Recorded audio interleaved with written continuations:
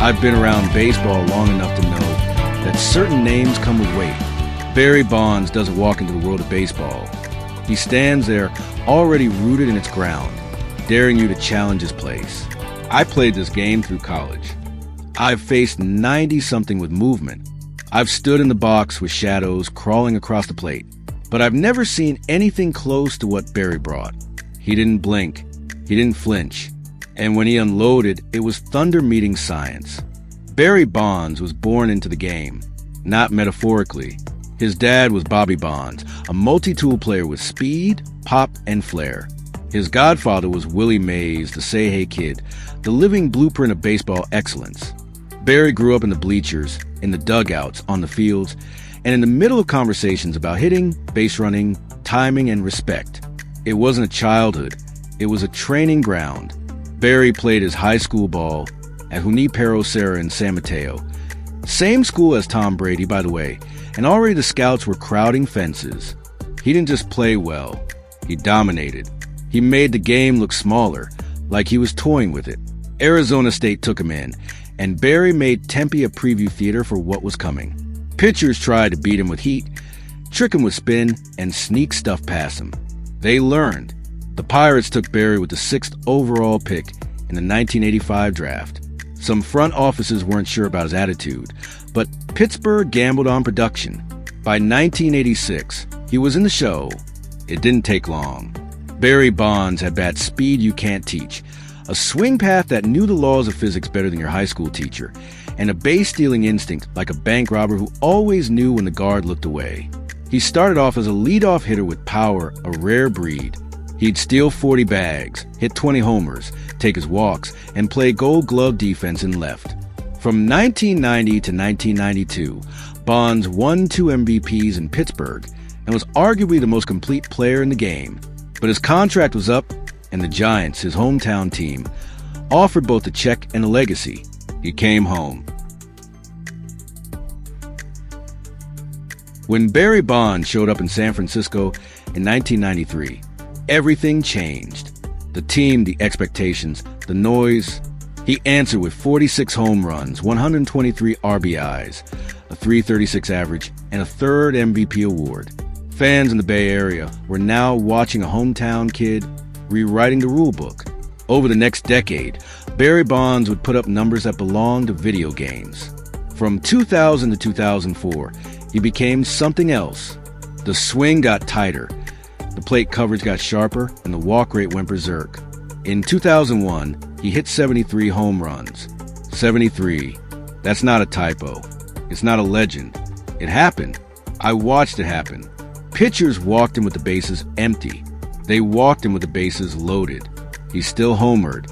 He won 4 straight MVPs from 2001 to 2004. Let that sit with you. In a league of the best athletes in the world. One guy stood so far ahead they handed him the crown year after year. He was a puzzle nobody could solve. Barry Bonds didn't just rack up numbers. He warped them. Here are a few that still feel impossible. 762 career home runs, the most ever. 2,558 walks, the most ever. 688 intentional walks, more than entire teams had. 7 MVP awards, a record. 73 homers in a single season. A .609 on-base percentage in 2004. Yes, 609. He reached base in 376 out of 617 plate appearances in 2004. That's not hitting. That's controlling the game. Baseball had to react to him. Managers built bullpen strategy around him. Relievers were called up just to face him. He bent the world of baseball toward his orbit. You can't bring up Barry Bonds without hearing the whispers. The word steroids will float into the air. And let's not dodge it. The steroid era was real. It had its tentacles wrapped around the game. Barry's name was caught in that mix. But here's what people forget. Bonds was a Hall of Famer before any of that talk ever surfaced. By the end of the 1990s, he already had 3 MVPs, 8 Gold Gloves, and was the only player in baseball history with 400 home runs and 400 steals. That wasn't a rumor. That was a resume. Do I believe Barry Bonds used performance enhancers? I believe he played in an era where the boundaries were blurry, and the rules were slow to catch up. He was far from alone. But what makes Barry different is that no substance ever taught someone how to see a pitch like he did. No injection gave him the patience to wait for his pitch with a count 3-1 and a sellout crowd holding its breath. He was hated by some, revered by others, misunderstood by most. He didn't play for your approval. He played to win. He didn't want to be a star. He wanted to be the best. That rubbed people wrong, but it never rubbed off his numbers. The Hall of Fame remains locked to him. Voters clutched to moral outrage, even as they inducted others from that era. It's become a theater of contradiction. Barry Bonds had more walks in 2004 than Joe DiMaggio had in entire seasons. He hit more home runs in a year than most Hall of Famers ever reach in 5.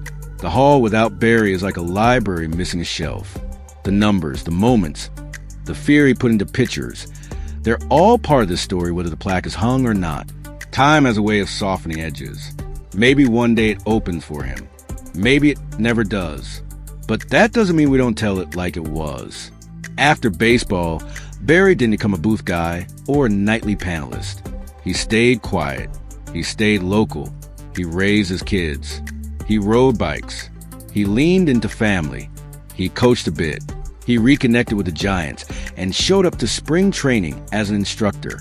He didn't seek the spotlight, but it still found him. Bonds wasn't built for nostalgia tours. He was built for the box, the bat, and the battle. But even now, when he walks into a stadium, people stand. They know, whether they loved him or booed him, they know Barry Bonds is stitched into scenes of baseball story. His numbers aren't rumors. His swing isn't folklore. It's film. It's history. It's real. I've played with guys who wanted to be Bonds. I've seen little leaguers cock their elbows like him. I've seen pitchers talk about how to pitch him and realize halfway through the conversation that they had no answer. He made the world of baseball rethink what dominance looked like. There will never be another Barry Bonds. Not because the stats are untouchable, though they probably are, but because no one will ever carry that kind of gravity again. He turned every at-bat into theater. He made you feel something, no matter how you felt about him. And if baseball is anything, it's a game built on feeling. Barry Bonds gave us that, whether we were ready for it or not. That's it for today's episode of World of Baseball. If you like this, make sure to subscribe to my World of Baseball YouTube channel and follow me on Instagram at KP Life in Motion for more real talk on the world of baseball. Both links are available in the description below.